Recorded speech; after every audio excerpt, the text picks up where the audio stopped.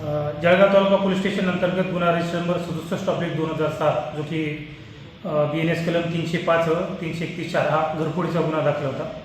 या घरफोडीच्या गुन्ह्याच्या तपासकामी पोलीस स्टेशनचे PI शशिकांत पाटील यांनी एक डिटेक्शन म्हणजे गुन्हे अन्वेषण पथक तयार केलं होतं आणि या गुन्हे अन्वेषण पथकाने यातील गोपनीय सूत्रामार्फत त्याजवळ तांत्रिक विश्लेषणातून दीपक बापू पाटील राहणार पंचशील नगर तांबापुरा हा एक आरोपी ताब्यात घेतला होता आणि या आरोपीची चौकशी केली असता इतर आरोपी नामे गुरजीत सिंग सुजन सिंग बावरी, त्याचबरोबर राजेश माणिक राठोड, सुमित संजय कोळी, त्याचबरोबर महेश उर्फ संतोष भोई हे निष्पन्न झाले होते। या सर्वांना ताब्यात घेऊन विचारपूस केली असता जवळपास जळगाव तालुका पोलीस स्टेशन हद्दीतील एकूण 10 गुन्हे, त्यात 9 घरफोडीचे गुन्हे त्याचबरोबर एक मोटर वाहन चोरीचा गुन्हा त्यांनी केल्याची कबुली दिलेली आहे।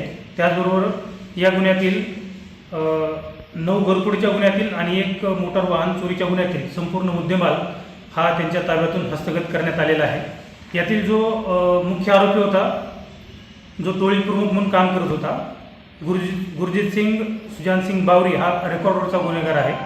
त्याच्याविरुद्ध MIDC पोलीस स्टेशनला 11 गुन्हे दाखल आहेत।